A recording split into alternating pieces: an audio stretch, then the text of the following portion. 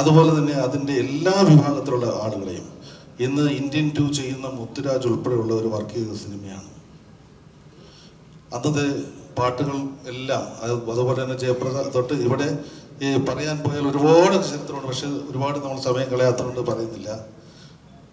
എങ്കിലും അന്ന് അങ്ങനെ ഒരു സിനിമ എന്ന് പറയുന്നത് ഒരു ശരിക്കും സിബി സാറ് സമരബദ്ധനയുമൊക്കെ കഴിഞ്ഞതിന് ശേഷം ഇങ്ങനൊരു സിനിമ ചെയ്യാൻ ഉദ്ദേശിക്കുമ്പോൾ അന്ന് നരസിംഹ എന്ന് പറയുന്ന സിനിമ, ആശീർവാദ സിനിമാസിന് നരസിംഹ എന്ന സിനിമയ്ക്ക് ശേഷമാണ് ഈ സിനിമ. അപ്പോൾ ചേട്ടനെ വെച്ച് ഇങ്ങനെ സിനിമ ചെയ്യുമ്പോൾ ഞാൻ ഉൾപ്പെടെയുള്ളവർ അന്ന് വിഷമത്തോടുകൂടി പറഞ്ഞു, നമ്മളൊരു ആക്ഷൻ സിനിമ ചെയ്യണം, അല്ലെങ്കിൽ അങ്ങനത്തെ ഒരു സിനിമയാണ് നമുക്ക് വേണ്ടതെന്ന് പറഞ്ഞു. പക്ഷേ ഇന്ന് എനിക്കത് മനസ്സിലായി. എന്നുവെച്ചാൽ എല്ലാ സിനിമകളും ഇഷ്ടപ്പെടുന്നുണ്ട്. പ്രത്യേകിച്ച് ഇപ്പോൾ എല്ലാവരും വിശേഷിപ്പിക്കുന്ന ഒരു കാര്യമാണ് ഈ മോഹൻലാൽ എന്ന് പറയുന്ന വിസ്മയം മലയാളത്തിൽ എത്രയോ കാലമായി ഇങ്ങനെ കൊണ്ടുപോവുകയാണ്. എല്ലാവരെയും സന്തോഷിപ്പിച്ചുകൊണ്ടും കരയിപ്പിച്ചുകൊണ്ടും എത്രയോ. ഇപ്പോൾ ഞാൻ കഴിഞ്ഞ ദിവസം കണ്ടു കിരീടത്തിൻ്റെ 37 വർഷം, 35 വർഷം. അപ്പോൾ ഓരോ പടങ്ങളും നമ്മളിങ്ങനെ ഓർമ്മിക്കപ്പെടുന്നു. അതുപോലെ തന്നെ എത്രയെത്ര കഥാപാത്രങ്ങൾ, അതുപോലെ തന്നെ എല്ലാ കഥാപാത്രങ്ങളും വളരെ കൃത്യമായി ആളിലേക്ക് എത്തിക്കുവാൻ അതിൻ്റെ ഒരു വലിയ കഴിവ് മലയാളികൾ ആസ്വദിച്ചുകൊണ്ടിരിക്കുകയാണ്. ഇവിടെ ഞാൻ ആദ്യം തന്നെ പറയാൻ പോകുന്നത് ശ്രീ സിയാദ് കോക്കറിനെ കുറിച്ചാണ്. 1985 കൂടും തേടി എന്ന സിനിമയുമായി അദ്ദേഹം ഈ രംഗത്തേക്ക് വരുന്നു. ഈ നമുക്കെല്ലാവർക്കും അറിയാം, എറണാകുളം നഗരത്തിൽ മൈമൂൺ ലുലു തിയേറ്ററും അതുപോലെ തന്നെ കൊച്ചി കോൺഗ്രസ് തിയേറ്ററും ഒക്കെ ഉണ്ടായിരുന്ന അദ്ദേഹം ഒരു കലാകാരനായതുകൊണ്ട് മാത്രമാണ് സിനിമയിലേക്ക് വന്നത്. എന്നും എല്ലാ സിനിമകളോടും ഇഷ്ടവും എല്ലാ സിനിമകളും തിയേറ്ററിൽ കാണുകയും ഒരു തിയേറ്റർ നടത്തിപ്പുകാരൻ ഉൾപ്പെടെ അതിനുപരി അദ്ദേഹം എപ്പോഴും സിനിമയോട് സ്നേഹമുള്ള ആളായിരുന്നു. ഞാൻ എൻ്റെ സിനിമ 91 മുഖചിത്രം സിനിമ സിയാദിക്കട തിയേറ്ററിലാണ് റിലീസ് ചെയ്യുന്നത്. അപ്പോൾ എന്ത് തന്നെ അന്ന് ഞാനൊരു കൊച്ചു പയ്യനായിരിക്കുമ്പോഴും എന്നെ വിളിച്ച് സന്തോഷമായിട്ട് പറയടോ, നല്ല സിനിമയാണ്, നന്നായിട്ടുണ്ട്, ഇതിവിടെ 50 ദിവസം എന്തായാലും ഓടും എന്ന് പറയുന്ന അന്ന് അങ്ങനെ ഒരു തിയേറ്റർ നടത്തിക്കൊണ്ടിരുന്ന ഒരാളാണ്. ആ സമയത്ത് കൂടും തേടി എന്ന് പറയുന്ന സിനിമ, അന്ന് നമുക്ക് കൂടും തേടി എന്ന് പറയുന്ന സിനിമ എടുക്കുമ്പോൾ പോൾ ബാബു ആണ് ഡയറക്റ്റ് ചെയ്തത്. ആ സിനിമയിൽ വർക്ക് ചെയ്തിരിക്കുന്നത് PC ശ്രീറാം എന്ന ക്യാമറമാനാണ്. പലർക്കും അറിയില്ലാത്ത കാര്യമാണ്. PC ശ്രീറാമിനെയൊക്കെ ആദ്യം ഇൻട്രൊഡ്യൂസ് ചെയ്ത പടമാണ്. അപ്പോൾ അതിൽ വാചാല മെന്മൗനം ആ പാട്ട് എന്നും എല്ലാവരും പാടുന്നുണ്ട്, ഏത് ഗാനവേദികളിലുമുണ്ട്. അപ്പോൾ എല്ലാ തരത്തിലും ശ്രദ്ധിക്കപ്പെടുന്ന സിനിമകളാണ് ചെയ്തിട്ടുള്ളത്. അതിനുശേഷം ഇങ്ങോട്ടുള്ള സന്മനസ്സുള്ള സമാധാനം, മഴവിൽ കാവടി തൊട്ടുള്ള സമർപ്പിത, എനിക്ക് പറഞ്ഞാൽ തീരാത്തത്രയോ സിനിമകൾ ചെയ്തിട്ടുണ്ട്. സിയാദിക്കയുടെ ഒരു സിനിമകളിലെ പാട്ടുകൾ മാത്രം നമ്മൾ ഇന്ന് തുടങ്ങിയാൽ നാളെ തീരുള്ളൂ, അത്രയും ഹിറ്റ് പാട്ടുകളുണ്ട്. അപ്പോൾ അത്രയ്ക്കും സിനിമയോട് ഇഷ്ടമുള്ള ഒരാൾ ചെയ്തൊരു സിനിമയാണ് ദേവദൂതൻ. സിയാദ് കോക്കർ എന്ന് പറയുന്ന ഒരു വലിയ നിർമ്മാതാവ് ഇങ്ങനെ ഈ കാര്യം രണ്ടാമത് ഇതുപോലെ റീലോഞ്ച് ചെയ്ത് ഇങ്ങനെ ഒരു കാര്യം ചെയ്തതിന് ഒരു വലിയ ഒരു മഹത്തായ കാര്യമാണ്. അതിന് വേണ്ട എല്ലാ സഹായം ചെയ്തുകൊണ്ട് ലാലേട്ടനും കൂടെ ഉണ്ട്, ശിവ സാർ, ബാക്കിയുള്ള എല്ലാവരും ഇതിന് കൂടെ ഉണ്ട്. അപ്പോൾ ഇങ്ങനെ ഒരു കാര്യം ചെയ്ത ഞാൻ സ്വാഗതം പറയേണ്ടതുകൊണ്ട് പറയാണ്. ഇങ്ങനെ ഒരു വലിയ കാര്യം ചെയ്യുന്ന ശ്രീ സിയാദ് കോക്കറിന് ആദ്യമായി ഞാൻ സ്വാഗതം ആശംസിക്കുന്നു. അത് കഴിഞ്ഞാൽ ഈ സിനിമയുടെ ലാലേട്ടൻ്റെ സ്വാഗതം കുറച്ചുകൂടെ കഴിഞ്ഞ് പറയാമെന്ന് വെച്ചിട്ടാണ്. കാരണം എല്ലാവരുടെയും പറഞ്ഞതിന് ശേഷം ചേട്ടനെ കുറിച്ച് പറയാം. അതിനെക്കുറിച്ച് പറയുമ്പോൾ ശിവ സാറിനെ സംബന്ധിച്ചിടത്തോളം നമ്മളെ അത്ഭുതപ്പെടുത്തിയ എത്രയോ സിനിമകൾ. ഇന്നലെ ഞങ്ങൾ തമ്മിൽ കണ്ടുമുട്ടിയപ്പോഴും ഭരതം എന്ന് പറഞ്ഞ സിനിമ ഉണ്ടായതിൻ്റെ കഥയെക്കുറിച്ച് പറഞ്ഞു. ആ ഭരതം എന്ന് പറഞ്ഞ സിനിമ എല്ലാവരും വന്നതിന് ശേഷം ആ സിനിമ ഉണ്ടായ കഥ, അത് ഇവിടെ സമയമില്ലാത്തതുകൊണ്ട് പറയുന്നത്, പക്ഷെ വളരെ രസകരമായ കാര്യമാണ്. അതിന് പെട്ടെന്നുണ്ടായ ഒരു സംഭവത്തിൽ നിന്നുണ്ടായ ഒരു സിനിമ ഇന്ന് ജനങ്ങൾ ഏറ്റെടുത്ത അത്രയോ മനസ്സിലുള്ള സിനിമ. അതുപോലെ കിരീടം തൊട്ട് എത്രയോ സിനിമകൾ. അദ്ദേഹത്തിന് ഈ പറയുന്ന പോലെ ഈ സിനിമയും ഒരു നാഴികക്കല്ലാണ്. സിബു സാറിന് ഇതിൻ്റെ കോക്കേഴ്സിൻ്റെ പേരിലുള്ള സ്വാഗതം ആശംസിക്കുന്നു. അതിയായ സന്തോഷം. ശരിക്കും മോഹൻലാൽ സാറിൻ്റെ ഒരു സിനിമ, പുതിയൊരു സിനിമ റിലീസ് ചെയ്യുന്ന ഒരു ഫീലിങ്ങോടെയാണ് അവിടെ നിൽക്കുന്നത്. സിബി സാറും ലാൽ സാറുമായിട്ട് ഒരുപാട് സിനിമകൾ ഈ സിനിമ ഇറങ്ങുന്നതിന് മുൻപ് വരികയും അതിൽ സഹകരിക്കുകയും അതിൻ്റെ കൂടെ യാത്ര ചെയ്യുകയും ചെയ്ത് കാലത്തിന് തൊട്ട് കുറച്ച് മുൻപ് റിലീസ് ചെയ്ത എൻ്റെ മനസ്സിൽ എനിക്ക് തോന്നുന്ന 2-3 സിനിമകളാണ് ദശരഥവും പിന്നെ സിബി സാർ ചെയ്ത വേറെ മറ്റേ MT സാറിൻ്റെ ഒരു സിനിമയും ഈ സിനിമയും ഒക്കെ മനസ്സിലങ്ങനെ നിൽക്കുന്നുണ്ട്. അപ്പോൾ അത് ഈ കാലഘട്ടത്തിലാണെങ്കിൽ എന്ന് പലപ്പോഴും തോന്നിയിട്ടുണ്ട്. ഈ പടങ്ങളെല്ലാം അന്ന് കണ്ടപ്പോൾ ഒരു 10-20 വർഷത്തോടെ കഴിഞ്ഞ് വരേണ്ട പടമായിരുന്നു എന്ന് തോന്നിയിട്ടുണ്ടായിരുന്നു. അതിൽ ഏറ്റവും എടുത്തു പറയുന്ന ഒരു ചിത്രമാണ് ദേവദൂതൻ എന്ന ചിത്രം. അപ്പോൾ കോക്കേഴ്സിൻ്റെ ബാനറിലും മോഹൻലാൽ സാറിൽ നിന്ന് സിയാസ് സാറിൻ്റെ ഒരുപാട് സിനിമകൾ ആ കാലഘട്ടങ്ങളിൽ വരികയും വലിയ വിജയങ്ങൾ ഉണ്ടാവുകയും ചെയ്തിട്ടുണ്ട്. അതുപോലെ തന്നെ സിബി സാറിൻ്റെയും ലാൽ സാറിൻ്റെയും കൂട്ടുകെട്ടിൽ സിയാസ് സാറിൻ്റെ കോക്കേഴ്സ് നിർമ്മിച്ചിരിക്കുന്ന ഈ ചിത്രം വലിയൊരു വിജയമായി മാറട്ടെ എന്ന് ആശംസിക്കുന്നു, പ്രാർത്ഥിക്കുന്നു. ഇതുപോലെ ഇനിയുള്ള ചിത്രങ്ങൾ ഇതേ കൂട്ടുകെട്ടിലൂടെ ഉണ്ടാകാൻ വേണ്ടി ആഗ്രഹിക്കുകയും ചെയ്യുന്നു. അതിയായ സ്നേഹത്തോടെ നിർത്തുന്നു.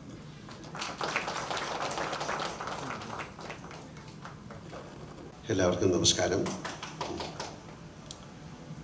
വളരെയധികം സന്തോഷം തോന്നുന്ന നിമിഷങ്ങൾ. ഇതിലേറ്റവും ശ്രീധർക്കായിട്ട് ഞാൻ ചോദിക്കാറുള്ളത് വളരെയധികം ഭാഗ്യം വേണ്ട ഒരു കാര്യം എന്ന് പറയുന്നത് ഈ സിനിമ ഇത് ഫിലിമിലാണ് ഷൂട്ട് ചെയ്തിരിക്കുന്നത്. ഞാൻ ചോദിച്ചത് എങ്ങനെ കിട്ടി? കാര്യം ഇത് 24 വർഷം കഴിയുമ്പോഴത്തേക്കും ഇങ്ങനൊരു സിനിമ ചിലപ്പോൾ ലാബിൽ നിന്നൊക്കെ നഷ്ടപ്പെട്ടു പോകാം. പക്ഷെ അതാണ് ഭാഗ്യം എന്ന് പറയുന്നത്. ആ സിനിമയുടെ പ്രിൻ്റ് പ്രസാദിനുണ്ടായിരുന്നു. ഒരുപാട് സിനിമകളുടെ പ്രിൻ്റുകളില്ല, അതെല്ലാം നഷ്ടപ്പെട്ടു പോകും ഇതൊന്ന് പ്രോപ്പറായിട്ട് പ്രിസർവ് ചെയ്തില്ലെങ്കിൽ. അപ്പോൾ അതിൽ നിന്ന് തന്നെ ഈ സിനിമയ്ക്ക് എന്തോ ഒരു ഭാഗ്യമുണ്ടെന്ന് ഞാൻ വിശ്വസിക്കുന്നു. ഇതിൽ പറയുന്നത് ആർക്കോ ആരോടോ എന്തോ പറയാനുണ്ട്. പക്ഷെ ഇപ്പം ഞങ്ങൾ മനസ്സിലാക്കുന്നു ഞങ്ങൾക്ക് നിങ്ങളോട് എന്തോ പറയാനുണ്ട്. ഈ സിനിമ അത്രയും എനിക്ക് ഏറ്റവും ഇഷ്ടപ്പെട്ടൊരു സിനിമകളിലൊന്നാണ്. ആസ് ആൻ ആക്ടർ ഇപ്പോഴും ഞാൻ ഇടയ്ക്കിരുന്ന് ഇതിൻ്റെ സിനിമകളിലെ പാട്ടുകൾ കാണാറുണ്ട്. എന്തൊരു മഹാനുഭാവലുമായാലും മറ്റു പാട്ടുകളൊക്കെ ഞാൻ കാണാറുണ്ട്. ഇതിൽ എൻ്റെ കൂടെ അഭിനയിച്ചിരിക്കുന്ന ആൾക്കാരെ ഞാനിപ്പോൾ ഓർക്കുകയാണ്. ജയപ്രദാ, വിജയലക്ഷ്മി തന്നെ, മുരളിച്ചേട്ടൻ, ഒരുപാട് പേര്, അവരെയൊക്കെ ഞാൻ ഓർക്കുന്നു. എന്തുകൊണ്ട് ഈ സിനിമ ഓടിയില്ല എന്ന് പറഞ്ഞു കഴിഞ്ഞാൽ, ഇപ്പോൾ അദ്ദേഹം പറഞ്ഞ പോലെ ഇത് കാലം തെറ്റി വന്ന സിനിമ എന്നൊന്നും പറയുന്നില്ല. എന്തെങ്കിലും കാരണം കാണും. അന്ന് ആർക്കും എന്തോ ആരോടോ പറയാനുള്ളതെന്ന് മനസ്സിലായിട്ടുണ്ടാവില്ല. തീർച്ചയായിട്ടും ഞാൻ ശിവീട് ചോദിക്കായിരുന്നു, നമുക്ക് ഒരു സിനിമ ഒരു പക്ഷേ മറ്റ് സിനിമകളുടെ കൂടെ ഇറങ്ങിയത് കൊണ്ടായിരിക്കാം, അല്ലെങ്കിൽ ആ സിനിമയുടെ ഒരു പേസ് ആൾക്കാരിലേക്ക് എത്താൻ സാധിക്കാത്തത് കൊണ്ടായിരിക്കാം. പക്ഷെ അന്ന് ഈ സിനിമ കണ്ടപ്പോൾ എല്ലാം അത്ഭുതമായിരുന്നു. അതിൻ്റെ സൗണ്ടായാലും മ്യൂസിക് ആയാലും ക്യാമറ ആയാലും എല്ലാം. പിന്നെ എന്തുകൊണ്ട് ഓടിയില്ല? എത്രയോ വലിയ സിനിമകൾ, നല്ല സിനിമകൾ ഓടാതിരുന്നിട്ടുണ്ട്. അതെന്തുകൊണ്ടെന്ന് ചിന്തിക്കാൻ പോയാൽ അതിനൊരു കറക്റ്റായിട്ടുള്ള പ്രോപ്പർ ആൻസറില്ല. ഒരുപാട് കാരണങ്ങളുണ്ടാവും. പക്ഷേ സിബി അതിനെ വീണ്ടും റീ എഡിറ്റ് ചെയ്യണമെന്ന് പറഞ്ഞിട്ട് അദ്ദേഹത്തിന് ഇപ്പോൾ ഈ സിനിമ എങ്ങനെ കാണിക്കണം, ഞങ്ങൾക്ക് നിങ്ങളോട് എന്ത് പറയാനുണ്ട്, എന്തോ പറയാനുള്ളത് നിങ്ങളെ കാണിക്കാനായിട്ട് അത് അദ്ദേഹം മനോഹരമായി ചെയ്തിരിക്കുന്നു എന്നാണ് ഞാൻ മനസ്സിലാക്കുന്നത്. എൻ്റെ ജീവിതത്തിലെ, സിനിമാ ജീവിതത്തിലെ ഏറ്റവും നല്ല സിനിമകൾ തന്ന സംവിധായകനാണ് അദ്ദേഹം. എൻ്റെ ആദ്യത്തെ സിനിമ മഞ്ഞിൽ വിരിഞ്ഞ പൂക്കൾ മുതലുള്ള ബന്ധമാണ്. എത്രയോ നല്ല സിനിമകൾ. ഇപ്പം എൻ്റെ ഇവിടെ പറഞ്ഞത് സിനിമ, 2 സിനിമകൾ എന്ന് പറഞ്ഞാൽ സതയം, ഒരു സിനിമ സതയമാണ്. പിന്നെ ഏത് സിനിമയെക്കുറിച്ച് പറഞ്ഞത്? ദശരഥം. അതൊക്കെ ആ സമയത്ത് എന്തുകൊണ്ട് ഓടിയില്ല എന്ന് പറഞ്ഞു കഴിഞ്ഞാൽ അതിൻ്റെ ഒരു കാരണമില്ല. പക്ഷെ അതൊക്കെ പിൽക്കാലത്ത് യൂട്യൂബിലായാലും അല്ലെങ്കിൽ ടെലിവിഷനിലായാലും അല്ലെങ്കിൽ ചെറിയതിലൊക്കെ ഇപ്പോഴും ആളുകളുടെ മനസ്സിലേക്ക് എത്തിക്കൊണ്ടിരിക്കുകയാണ്. അപ്പം അങ്ങനെ ഒരു സമയത്ത് ഇങ്ങനൊരു തോട്ട് ഉണ്ടായ ആ ഒരു ചിന്ത ഇത് തോന്നിപ്പിച്ച ആ ദൈവത്തിന് ആദ്യം നന്ദി പറയണം, അല്ലേ? ഇങ്ങനൊരു സിനിമ ഇത് വീണ്ടും നിങ്ങൾക്ക് ഇത് ആളുകളിലേക്ക് എത്തിക്കാൻ സാധിക്കുമെന്ന് ചിന്തിച്ച ആ മനസ്സിന് നന്ദി പറയുന്നു. ഇതിൻ്റെ പുറകിൽ പ്രവർത്തിച്ച എല്ലാവർക്കും ഞാൻ നന്ദി പറയുന്നു. ലാൽ, സിയാദ്, വേദിയിലിരിക്കുന്ന പ്രിയപ്പെട്ടവരെ, 42 വർഷങ്ങൾക്ക് മുൻപ് ഞാൻ കണ്ട ഒരു സ്വപ്നമാണ് ദേവദൂതൻ. എൻ്റെ ആദ്യ സിനിമയ്ക്കായി ഞാൻ കണ്ട സ്വപ്നമാണ്. ആ സ്വപ്നം സാക്ഷാത്കരിക്കാൻ എൻ്റെ കൂടെ അന്നുണ്ടായിരുന്നത് രഘുനാഥ് പലേരി എന്ന എൻ്റെ പ്രിയ സുഹൃത്താണ്. മാത്രമായിരുന്നു. ഞങ്ങൾ ഒരുമിച്ചാണ് ഈ സ്വപ്നം കണ്ടത്, ഈ സ്വപ്നം നെയ്തെടുത്തത്. പക്ഷേ ഞങ്ങൾക്ക് ഇന്നും അജ്ഞാതമായ കാരണങ്ങളാൽ ആ സിനിമ സംഭവിച്ചില്ല. പിന്നീട് 18 വർഷങ്ങൾക്ക് ശേഷം ഞങ്ങളെ ആ സ്വപ്നങ്ങൾക്ക് ചിറക് മുളിപ്പിക്കാൻ ഞങ്ങളുടെ കൂടെ കൂടിയ ആളാണ് സിയാദ്. സിയാദ് ഈ സിനിമ നിർമ്മിക്കണമെന്ന് ആഗ്രഹിച്ച് ഞങ്ങളുടെ അടുത്തേക്ക് വരുമ്പോൾ പിന്നീട് ഞങ്ങളോടൊപ്പം ചേർന്നതാണ് പ്രിയ മോഹൻലാൽ, വിദ്യാസാഗർ, സന്തോഷ്, അങ്ങനെ ഒരുപാട് ടെക്നീഷ്യന്മാർ, എൻ്റെ കൂടെ ആദ്യമായിട്ട് വർക്ക് ചെയ്യുന്ന ഒരുപാട് പേര് ഈ സിനിമയ്ക്ക് വേണ്ടി എൻ്റെ കൂടെ ഉണ്ടായിരുന്നു. പക്ഷേ ആ സിനിമ നമ്മൾ ആഗ്രഹിച്ച പോലെ, നമ്മൾ പ്രതീക്ഷിച്ചത് പോലെ തിയേറ്ററുകളിലേക്ക് എത്തുമ്പോൾ അത് വേണ്ട രീതിയിൽ സ്വീകരിക്കപ്പെട്ടില്ല എന്നുള്ളതാണ്. ആദ്യ തവണ 1982-83 കാലഘട്ടത്തിൽ ഞാനും രഘുവും കൂടി ഈ സ്ക്രിപ്റ്റ് എഴുതുമ്പോൾ ഏകദേശം 1 വർഷക്കാലം ഞങ്ങൾ ആ സ്ക്രിപ്റ്റിൽ മാത്രം വർക്ക് ചെയ്തിരിക്കുകയായിരുന്നു. അന്ന് സംഭവിക്കാതെ പോയ ആ സിനിമ വീണ്ടും റീവർക്ക് ചെയ്യുമ്പോൾ 2000-ൽ അത് ചെയ്യുമ്പോൾ വീണ്ടും ഞങ്ങൾ 1 വർഷക്കാലം അതിൻ്റെ പുറകിൽ, ഞാൻ എൻ്റെ വീട്ടിൽ എൻ്റെ കുടുംബത്തെ കാണാൻ പോലും പോകാതെ 1 വർഷക്കാലം എറണാകുളത്തെ ഒരു വീടെടുത്ത് താമസിച്ചിട്ട് ഞങ്ങൾ ഈ സ്ക്രിപ്റ്റ് റീവർക്ക് ചെയ്തത്. അത്രമാത്രം സമർപ്പണത്തോടെ ഞാൻ ചെയ്ത മറ്റൊരു സിനിമയും ഇല്ല എന്ന് എനിക്കിവിടെ ഉറപ്പിച്ച് പറയാം. അതും പക്ഷേ നമ്മൾക്ക് വലിയ നിരാശ സംഭവിച്ചൊരു സിനിമയാണത്. എനിക്കും സിയാദിനും രഘുവിനൊക്കെ വലിയ രീതിയിൽ ആ കാര്യത്തിൽ വലിയ സങ്കടങ്ങൾ വരുത്തിയൊരു സിനിമ കൂടിയാണ്. ഇന്ന് 24 വർഷങ്ങൾക്ക് ശേഷം ആ സിനിമ വീണ്ടും പ്രേക്ഷകരിലേക്ക് എത്തുന്നു എന്നുള്ളതാണ് ഏറ്റവും വലിയ സന്തോഷം. ഈ സിനിമയ്ക്ക് അന്ന് കാലം തെറ്റിപ്പിറന്ന സിനിമയെന്ന് പറയുമ്പോൾ ഇന്ന് ഇതാണ് ഈ സിനിമ പ്രേക്ഷകരുടെ മുന്നിലേക്ക് എത്തേണ്ട കാലം എന്ന് ഞാൻ വിശ്വസിക്കുകയാണ്. കാരണം 2000-ൽ ഈ സിനിമ ഇറങ്ങിയപ്പോൾ ജനിച്ചിട്ട് പോലും ഇല്ലാത്ത ഒരു തലമുറ ഇന്ന് ഈ സിനിമയെക്കുറിച്ച് സോഷ്യൽ മീഡിയയുടെ ഇടങ്ങളിൽ നടത്തുന്ന അവരുടെ അഭിപ്രായങ്ങൾ, ഈ സിനിമയോടുള്ള അവരുടെ താല്പര്യങ്ങൾ വലിയ ചർച്ചയായി മാറുമ്പോഴാണ് ഒരുപാട് പേര് നമ്മളോട് ആവശ്യപ്പെടുന്നു ഇത് റീമാസ്റ്റർ ചെയ്ത് റിലീസ് ചെയ്യേണ്ടതുണ്ട്. അതിനായി കാത്തിരിക്കുന്ന ഒരുപാട് വലിയ ഒരു പ്രേക്ഷക സമൂഹമുണ്ട് എന്ന് ഞങ്ങൾ തിരിച്ചറിഞ്ഞതിൻ്റെ ഭാഗമായിട്ടാണ് ഇത് നമ്മൾ ഇങ്ങനെയൊരു റീമാസ്റ്റേർഡ്, എഡിറ്റഡ് 4K അറ്റ്മോസ് വേർഷനിലേക്ക് ഈ സിനിമ കൊണ്ടുവരുന്നത്.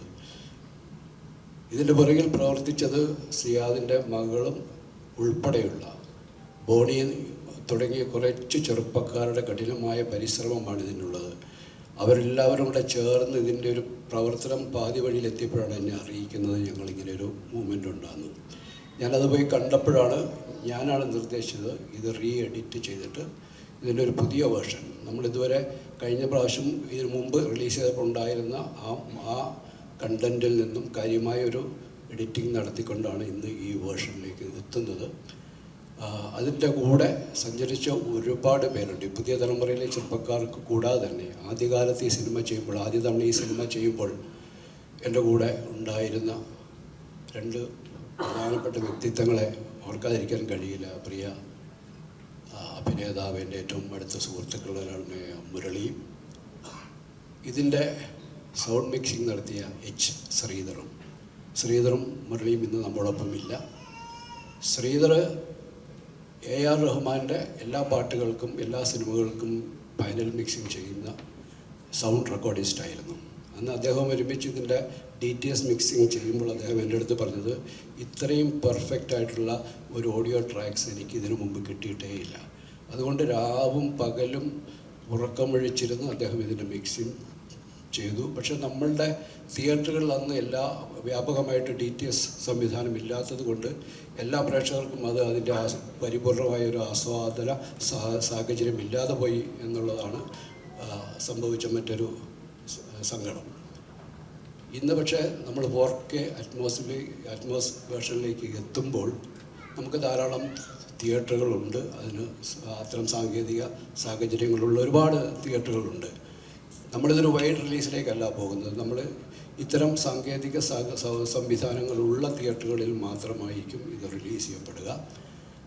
അതോടൊപ്പം തന്നെ എന്നോടൊപ്പം പ്രവർത്തിച്ച മറ്റ് പ്രിയപ്പെട്ട ആൾക്കാരെയെല്ലാം, ഭൂമിയെക്കുറിച്ച് പറഞ്ഞു. ഭൂമിനാഥൻ എൻ്റെ സിനിമയുടെ ഏറ്റവും വലിയ ബലമായിട്ട് എനിക്ക് എപ്പോഴും കൂടെ ഉണ്ടായിരുന്നത് ഭൂമിനാഥനാണ്. രഞ്ജിത്ത് പറഞ്ഞത് 100% ശരിയാണ്. ഇത്രമാത്രം താളബോധമുള്ള ഒരു എഡിറ്ററില്ല. ഭൂമി നന്നായിട്ട് മൃദംഗം വായിക്കുന്ന ആളാണ്. അതുകൊണ്ട് തന്നെ ആ താളബോധം അദ്ദേഹത്തിന് ജന്മസിദ്ധമായിട്ടുള്ളതാണ്. ഒപ്പം സന്തോഷ്, രഘു, എല്ലാവരും ഇന്നിവിടെ നമ്മുടെ കൂടെ ഇല്ലാതെ പോയ ഒരാൾ കൂടിയുണ്ട്. അത് ഈ സിനിമയുടെ ഏറ്റവും വലിയ ആത്മാവെന്ന് പറയാവുന്ന, ഇതിൻ്റെ സോളെന്ന് പറയാവുന്ന സംഗീതത്തിൻ്റെ പിന്നണിയിൽ അതിന് കാരണക്കാരനായ പ്രിയ വിദ്യാസാഗറാണ്. വളരെ ആദരവോടുകൂടി ഞാൻ സിയാദിനോടും സിബിയോടും നന്ദി പറയുകയാണ്. എനിക്ക് ഞാൻ എൻ്റെ മനസ്സോട് ചേർത്ത് പിടിച്ച ഒരു സിനിമയാണ് ദേവദൂതൻ. മനസ്സിൽ കണ്ടതിനും അപ്പുറം ഇതിനെ മനോഹരമാക്കിയ സംവിധായകനാണ് എൻ്റെ പ്രിയപ്പെട്ട സിബി. അതിന് കൂടെ നിന്ന ആളാണ് സിയാദ് കോക്ക.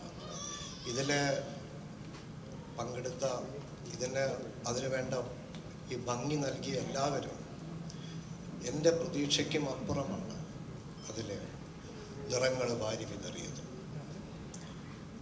ഈ സിനിമ ഞാൻ പ്രതീക്ഷിച്ചത് അത്ര ആൾക്കാരൊന്നും അങ്ങനെ കണ്ടില്ല എന്ന് മനസ്സിലാക്കിയ നിമിഷം ഞാൻ മനസ്സുകൊണ്ട് ഈ സിനിമയോട് ഒരു ഡിറ്റാച്ചായി നിന്നിരുന്നു. അത് എനിക്ക് തന്നെ സംരക്ഷിക്കാൻ വേണ്ടിയിട്ടായിരുന്നു. സാവകാശമാണ് ഇത് ഈ സിനിമയെ പ്രവർത്തിച്ചുകൊണ്ട് ധാരാളം സന്ദേശങ്ങളും എഴുത്തുകളുമൊക്കെ എനിക്ക് നിരന്തരം വരാറുണ്ടായിരുന്നു. ഇത് കഴിഞ്ഞ ദിവസം വരെ ഉണ്ട്, ഇഷ്ടംപോലെ വരാറുണ്ട്. ചിലർക്കൊക്കെ ഞാൻ തമാശ രൂപത്തിൽ മറുപടിയൊക്കെ എഴുതാറുണ്ട്. എന്നോട് ഒരു കാര്യമായിട്ടൊരു ട്രെയിൻ യാത്രയിൽ ഒരാൾ പറഞ്ഞു, ഇത് കാലം തെറ്റി ഇറങ്ങിയ ഒരു സിനിമയാണ്. അപ്പം ഞാൻ പറഞ്ഞു, സിനിമയൊക്കെ കറക്റ്റ് സമയത്താണ് ഇറങ്ങിയത്, നിങ്ങൾ വരാൻ വൈകിപ്പോയതാണെന്ന് പറഞ്ഞു. അല്ലാതെ ഈ കാലം തെറ്റിയ സിനിമ, കാലം തെറ്റിയ അങ്ങനെ ആരെയും നമ്മൾ കണ്ടിട്ടില്ല. കാലം തെറ്റി നമുക്ക് മുമ്പിൽ ജനിച്ച ഒരാളെയും ഞാൻ കണ്ടിട്ടില്ല ഇന്ന് വരെ. ഇനി കാലം തെറ്റിയ സിനിമ 20 വർഷം കഴിഞ്ഞിട്ടാണ് ഈ സിനിമ എടുക്കേണ്ടതെങ്കിൽ അന്ന് എൻ്റെ കൂടെ ആരാ ഉണ്ടാവും? നമ്മളൊക്കെ പിന്നെയും പോകട്ടെ. കാലം തെറ്റിയൊന്നുമല്ല, എവിടെയോ എന്തോ ആർക്കോ എന്തോ ആരോടോ പറയാനുണ്ടെന്ന് വിശാൽ കൃഷ്ണമൂർത്തി പറയുന്നത് മാതിരി ആ പറയാനുണ്ടായിരുന്ന ആൾക്കാരൊന്നും എത്തിയിട്ടുണ്ടാവില്ലായിരിക്കും അന്ന്. ഇപ്പോഴേ എനിക്ക് തോന്നുന്നു ഇപ്പോൾ ഇതെല്ലാവർക്കും മനസ്സിലാവുമെന്ന് തോന്നുന്നു. 100% നിറഞ്ഞ മനസ്സോടെ ഞാൻ പറയുകയാണ്, എനിക്ക് ഇത് ഇപ്പോഴൊരു പുതിയ സിനിമയാണ്. ഈ സിനിമ പൂർണ്ണമായും ഒരു വിജയമായി മാറുമെന്ന ഉറച്ച വിശ്വാസം എനിക്കുണ്ട്. എൻ്റെ അക്ഷരങ്ങൾ കൊണ്ട്, എൻ്റെ അക്ഷരങ്ങൾ സത്യമാണ്, ഈ സിനിമ പൂർവാധികം ഭംഗിയായി വിജയിച്ചിരിക്കും. 24 വർഷങ്ങൾക്ക് ശേഷം ഈ സിനിമ വീണ്ടും റീ-റിലീസ് ഞാൻ പറയില്ല, ഈ സിനിമ വീണ്ടും വരികയാണെങ്കിൽ അതിൻ്റെ കാരണക്കാരനും മോഹൻലാലാണ്. ഇന്നും ഇവിടെയും ലാലുണ്ട്. അതിൻ്റെ ഒരു പ്രകാശം വളരെ പ്രധാനമാണ്. എനിക്ക് സത്യം പറഞ്ഞാൽ ഒരു 24 വയസ്സ് പെട്ടെന്ന് വീണ് കിട്ടിയ പോലെയാണ്. ഞാനിപ്പോൾ 2000-ലാണ് നിൽക്കുന്നത്. നിങ്ങളൊന്നും എനിക്കറിയില്ല. ഞാൻ 2000-ലെ ആൾക്കാരെയാണ് കാണുന്നത്. 2000-ലെ അന്നത്തെ സിബി, അന്നത്തെ സിയാദ്, അന്നത്തെ ലാല്, അന്നത്തെ രഞ്ജിത്ത്. ഞാൻ രഞ്ജിത്തിനൊക്കെ ഇങ്ങനെ ആലോചിക്കുകയായിരുന്നു. അതിന് ശേഷം ഞാൻ രഞ്ജിത്തിനെ ഇപ്പോഴാണ് കാണുന്നത്. എനിക്ക് തോന്നുന്നു അന്നത്തെ ആ രഞ്ജിത്തിനൊക്കെ ആ യാത്രകളും സംസാരങ്ങളും ഞാനങ്ങനെ എല്ലാം ഇങ്ങനെ ഞാനിത്ര ഇമോഷണലായിപ്പോയി സത്യം പറയാൻ അവിടെ ഇരിക്കുമ്പോൾ. പലതും എന്നെ എത്രയോ പേര് എൻ്റെ അടുത്ത് തമാശയോടെ സംസാരിച്ചിട്ടുണ്ട്. അതായത് സമയത്തിന് മുൻപേ നിങ്ങൾ ആരത് ഇറക്കാൻ പറഞ്ഞതെന്നൊക്കെ ചോദിച്ചു. അത് ഞാൻ പറഞ്ഞില്ലേ, ഇങ്ങനെ സമയത്ത് തെറ്റി വന്നു എന്നൊക്കെ പറയുന്ന ഒരു വെറുമൊരു ബോഷ്കായ വർത്തമാനമാണ്. അത് ആൾക്കാർ കണ്ടിട്ടില്ല, അത്രയേ ഉള്ളൂ. പക്ഷേ ഇപ്പോൾ ഈ സിനിമ നിങ്ങൾ അന്ന് കണ്ട ദേവദൂതനെ അല്ല. അന്ന് ആരെങ്കിലും കണ്ടിട്ടുണ്ടെങ്കിൽ ഇല്ല. ഇത് 100% ഒരു ഫ്രഷ് സിനിമയാണ്, പുതിയ സിനിമയാണ്, പുതിയ മോഹൻലാൽ ചിത്രം, പുതിയ സിബി മലയിൽ ചിത്രം, പുതിയ സിയാദ് കോക്കർ ചിത്രം. നിങ്ങൾ കണ്ടു നോക്കോ, വളരെ രസമാണ്, വളരെ മനോഹരമാണ്. ഞാൻ എൻ്റെ ജീവിതം ഇന്ന് മുതൽ 4K റെസൊല്യൂഷൻ, ഇന്ന് മുതൽ ഞാൻ എല്ലാ അറ്റ്മോസ്ഫിയറാണ് കേൾക്കുക. ആരെന്ത് പറഞ്ഞാലും അറ്റ്മോസ്ഫിയറാണ് കേൾക്കുക. എന്തൊരു രസമാണ് 4K റെസൊല്യൂഷൻ. അതായത് മുൻപ് ഞാൻ വിവാഹിതനാണ്. അപ്പം എൻ്റെ ആ ദാമ്പത്യത്തെ ഞാനിപ്പോൾ കാണുന്നത് റിലീസ് ചെയ്ത് ഭയങ്കര രസമാണ്. എൻ്റെ സമയത്തോളം എനിക്ക് എല്ലാ പടങ്ങളും ഒന്ന് 4K ആക്കണമെന്നുണ്ട്. പറ്റുമെങ്കിൽ സാധിക്കില്ല എന്നത്തെ. അതുകൊണ്ട് എന്നത്തെ ഞാൻ 4K ആക്കി. അതുകൊണ്ട് ഇന്ന് മുതൽ നിങ്ങളെല്ലാവരും 4K ആണ്. എന്താണ് ഈ 4K എന്നൊക്കെ കാര്യമായിട്ട് ചോദിച്ചാൽ മതി, സന്തോഷമുണ്ടെങ്കിൽ പറഞ്ഞു തരും. എനിക്ക് തോന്നുന്നു 6K 8K ഒക്കെ ഉണ്ട്. പണ്ട് ഞങ്ങൾ ഈ ഫിലിമിൽ ഷൂട്ട് ചെയ്യുമ്പോൾ അത് 16K ഒക്കെ ഉണ്ട്. പക്ഷേ ഇപ്പോഴത്തെ ജനറേഷൻ അറിയുന്നൊരു വാക്കാണ് 4K അല്ലെങ്കിൽ അറ്റ്മോസ്. അതെ, അങ്ങനെ കാണും. അതുകൊണ്ട് ഒരു 4K മോഹൻലാലിനെ കാണാൻ നിങ്ങൾ ക്ഷമിക്കുന്നു, 4K സിബിയെ കാണാൻ നിങ്ങൾ ക്ഷമിക്കുന്നു, 4K ദേവനെ കാണാൻ നിങ്ങൾ ക്ഷമിക്കുന്നു. അപ്പം എല്ലാവർക്കും സന്തോഷം, നന്ദി, നമസ്കാരം. ഞാൻ ഒത്തിരി ഇമോഷൻ. 24 കൊല്ലം മുമ്പ് ഉള്ളതിൽ എനിക്കാണ് ഏറ്റവും കൂടുതൽ മാറ്റം ഉണ്ടായിട്ടുള്ളത് എനിക്ക് തോന്നുന്നു. കാരണം അന്ന് എൻ്റെ ഈ ഇടതുവശം മുഴുവൻ വർക്ക് ചെയ്യായിരുന്നു, ഇന്നത് വർക്ക് ചെയ്യില്ല. പക്ഷേ ഞാനെന്നെ ഭയപ്പെടുന്നില്ല. ഇതുപോലെ ഞാനും പുതിയ ഒരാളായിട്ടാണ് വരുന്നത്. ദേവദൂതൻ പുതുതായിട്ട് വരുന്നത് പോലെ ഞാനും പുതിയ ആളായിട്ട് വരുന്നത്. എനിക്ക് നല്ല ഉറപ്പുണ്ട്. ലാലിൻ്റെ കൂടെ വർക്ക് ചെയ്തിട്ടുള്ള ഒരു 39 കൊല്ലം മുമ്പ് ചെയ്തിട്ടുള്ള ഒരു പാട്ട് എനിക്കിപ്പോൾ ഓർമ്മ വരുന്നു. പാടാന്ന് വയ്യ, എനിക്ക് ബുദ്ധിമുട്ടുന്നാലും. മഴനീർത്തുള്ളിയെ മുത്തായി മാറ്റും നന്മണിച്ചിപ്പിയെ പോലെ, നന്മണിച്ചിപ്പിയെ പോലെ, നറുനീ വിളക്കിനെ താരകമാക്കും സാമഗാനങ്ങളെ പോലെ, സാമഗാനങ്ങളെ പോലെ ഒരു പാട്ട്. ശരിക്ക് അന്ന് ചെയ്തിട്ടുള്ള പടം ഒരു മഴനീർത്തുള്ളിയായിരുന്നു. പക്ഷേ ആ മഴനീർത്തുള്ളി കാലത്തിൻ്റെ ചിപ്പിക്കകത്ത് ഇരിക്കുകയും അത് മുത്തായി മാറുകയും ചെയ്തിട്ടാണ് ഇന്ന് 24 വർഷങ്ങൾക്ക് ശേഷം വരുന്നത്. അതുകൊണ്ട് അന്നത്തെ മഴത്തുള്ളിയല്ല ഇന്നത്തെ മുത്ത്. അതിനേക്കാൾ എത്രയോ വില പിടിച്ചതാണ് മുത്ത്. തീർച്ചയായിട്ടും ഇത് സിബിയുടെയും പിന്നെ ഇവരുടെ ഞങ്ങളെ എല്ലാവരുടെയും പരിശ്രമം കൊണ്ട് ഉണ്ടായിട്ടുള്ള ഈ സൃഷ്ടി കൂടുതൽ കുട്ടികളുടെ പുതിയ തലമുറയിലേക്ക് പടരട്ടെ എന്ന് ഞാൻ ആശംസിക്കുന്നു. എൻ്റെ പാട്ടുകൾ നിങ്ങൾ ധാരാളം കേൾക്കട്ടെ എന്ന് ഞാൻ ആശംസിക്കുന്നു. പിന്നെ ഒരു കാര്യം, പല കാര്യങ്ങളും എനിക്കിപ്പോൾ പുതിയതായിട്ട് തോന്നുന്നുണ്ട്. ഞാൻ താഴത്തുനിന്ന് സിബിയുടെ കുടുംബത്തിനെ കണ്ടപ്പോൾ ഞാൻ പെട്ടെന്ന് ഓർക്കുന്നത് ആലുവയിലെ പള്ളിയിൽ വെച്ച് സിബിയുടെ മാരേജാണ്. ഇതുപോലെ ഓരോരാൾക്കും ഇപ്പോൾ നമ്മുടെ അദ്ദേഹത്തിനെ കാണുമ്പോൾ ചിപ്പിയാണ് എനിക്ക് ഓർമ്മ. ചിപ്പി എൻ്റെ പടങ്ങൾ 2 പടങ്ങളിലാണ് ഞാൻ വർക്ക് ചെയ്തിട്ടുള്ള പടത്തിൽ വർക്ക് ചെയ്തിട്ടുള്ളത്. രഞ്ജിത്തിന് അന്ന് രഞ്ജിത്തിൻ്റെ കുടുംബമായിട്ട് വരുന്നത് നമുക്കറിയില്ലല്ലോ. അന്ന് കല്യാണത്തിന് പോലും എനിക്ക് പോകാൻ പറ്റിയില്ല. ഇതൊക്കെ എനിക്ക് ചിപ്പിയോട് പറയണം. കാരണം അതിലും കുട്ടികളൊക്കെ വലുതായി. പക്ഷേ ഇപ്പോഴും എനിക്ക് ഇതൊക്കെ വളരെ ചെറുതായിട്ട് തോന്നുന്നു. മുടങ്ങാ കോസ്റ്റ്യൂമാണെന്നാണ് ഞാൻ കേട്ടിരിക്കുന്നത്. ഇന്നും അതിൻ്റെ ഒരു ട്രെൻഡിൽ നിൽക്കുകയാണ്. എന്താണ് ഈ നിമിഷത്തിൽ ആ ഡ്രസ്സിങ്ങിനെ കുറിച്ചൊന്ന് ഓർക്കുക?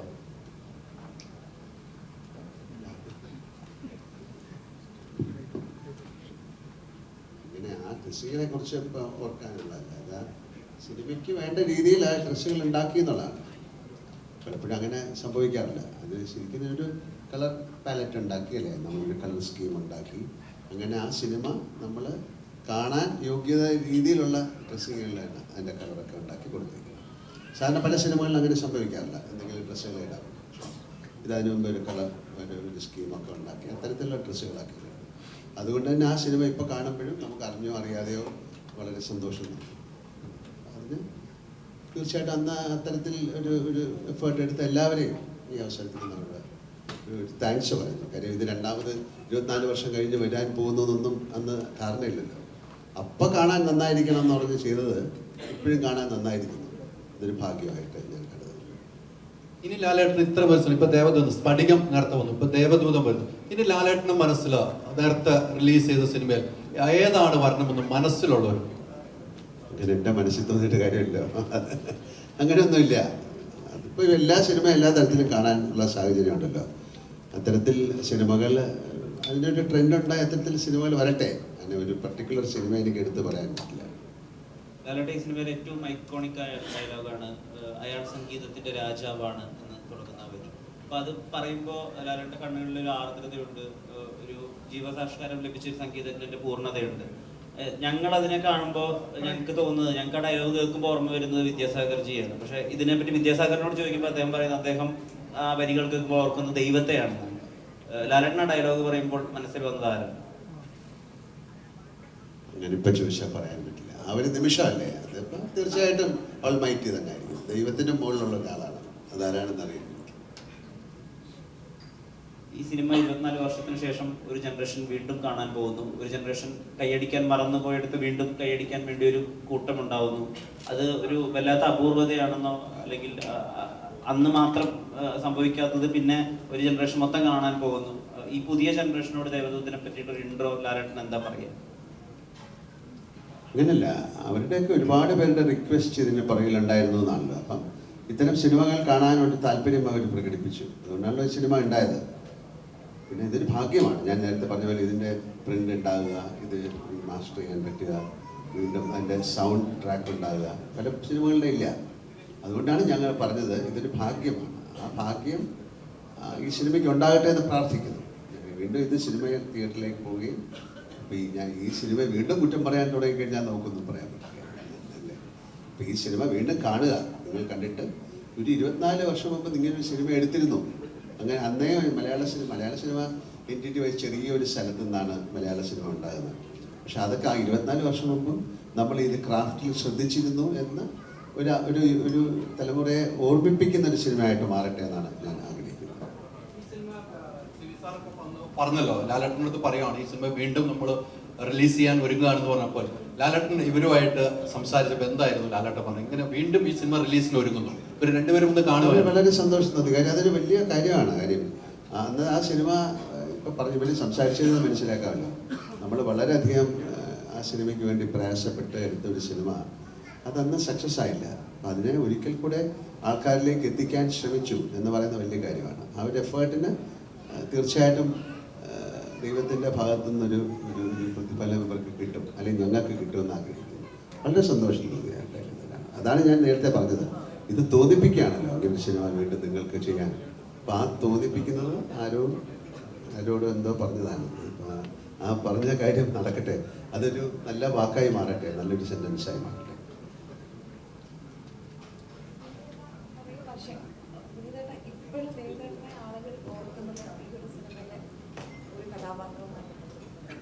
ഏറ്റവും ആദ്യം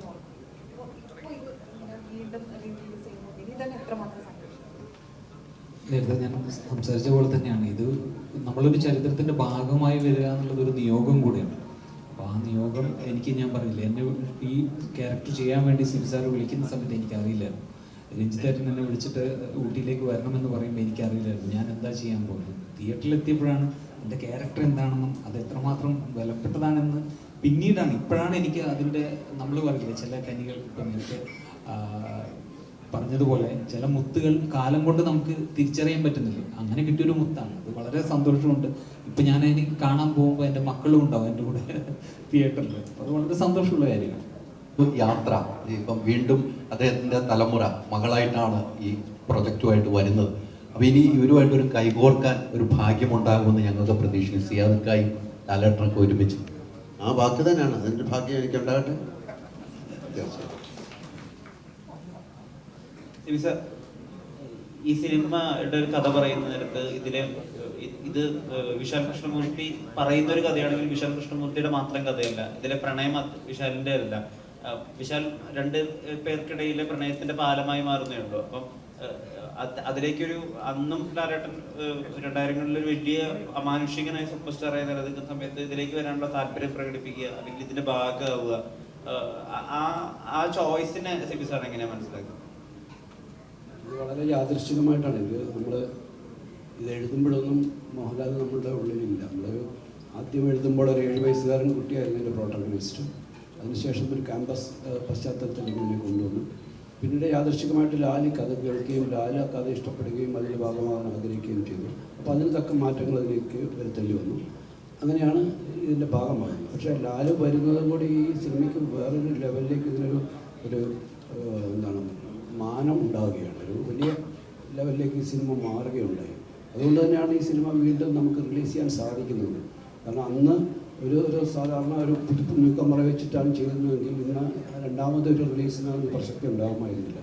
ഇന്ന് മോഹൻലാൽ എന്ന് പറയുന്ന ഒരു സൂപ്പർ താരം ഇതിൻ്റെ ഭാഗമായി ഉള്ളത് കൊണ്ടാണ് ഈ റീ റിലീസിൻ്റെ പ്രസക്തി തന്നെ സംഭവിക്കുന്നത്. ഈ മഞ്ഞിൽ വിരിഞ്ഞ പൂക്കളുടെ ഓഡീഷന് 2 മാർക്ക് കൊടുത്ത നടൻ പിന്നീട് 2 ദേശീയ അവാർഡ് വാങ്ങിക്കുക, ദേവദൂതനെ പോലെ കാലത്തിന് അതിജീവിച്ചൊരു സിനിമയിൽ നായകനാവുക, ആ നിയോഗത്തെ എങ്ങനെയാണ് മനസ്സിലാക്കുക? അത് അന്ന് കൊടുത്ത 2 മാർക്കിൽ 2 നാഷണൽ അവാർഡ് കൊടുത്തിട്ടുണ്ട്.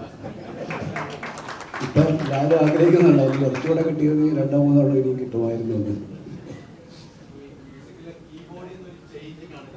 അതിൻ്റെ പാട്ടിലെ ഏറ്റവും ഹിറ്റ് ആ കീബോർഡിൽ നിന്നൊരു ചേഞ്ചിങ് വരുന്നുണ്ട്. അത് വലിയ രീതിയിൽ കയ്യടി വാങ്ങുന്ന ആ സോങ്ങിൻ്റെ ഇതാണ്. അതെങ്ങനെയാണ് ഒരു ചേഞ്ചിങ്ങിലേക്ക് സിബി സാറ് പറഞ്ഞ് മനസ്സിലാക്കി കൊടുക്കുന്നു? ലാലേട്ടൻ ഇത് ചെയ്യുകയും ചെയ്യുമ്പോൾ മനസ്സിലുണ്ടാവും സന്തോഷമുണ്ടല്ലോ. അതിപ്പോഴും അത് കാണുമ്പോൾ നമുക്ക് ആ കീബോർഡിൽ നിന്ന് പെട്ടെന്നൊരു ചേഞ്ചിങ് ആണ് ആ പാട്ടിലേക്ക് പോകുന്നത്. അതെങ്ങനെയാണ് സിബി സാറ്? ഇതൊക്കെ സംഭവിക്കുകയാണ്. നമ്മൾ ഒരു എന്താണ് ലാലെപ്പോഴും പറയാനുള്ളൊരു വാക്കാണ്, നല്ല സിനിമകൾ എപ്പോഴും സംഭവിക്കുകയാണ്.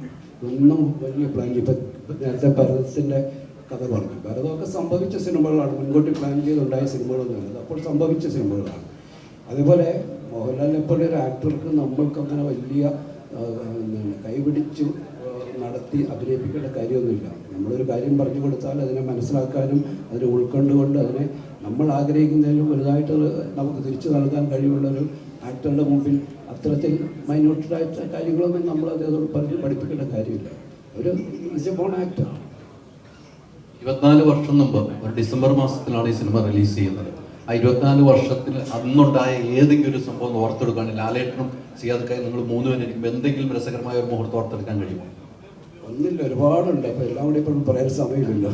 ഓർമ്മ മതി. ഞങ്ങളുടെ എല്ലാ ഒന്നിച്ചുള്ള എല്ലാ സഹവാസങ്ങളും ഒരുപാട് രസകരമാണ്, ഒരുപാട് ഓർമ്മിക്കാനുള്ളതാണ്, ഒരുപാട് ആസ്വദിച്ചിട്ടുള്ളതുമാണ്. അപ്പം എല്ലാം കൂടെ പങ്കുവെക്കാൻ അതിൽ നിന്ന് മാത്രം വേർതിരിച്ചെടുക്കാനൊന്നും പെട്ടെന്ന് കഴിയില്ല.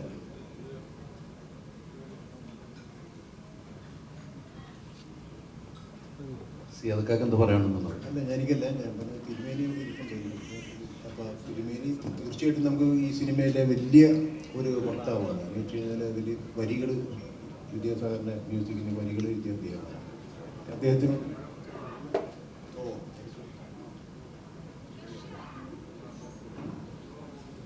കഴിഞ്ഞില്ലേ? So thank you so much. Thank you.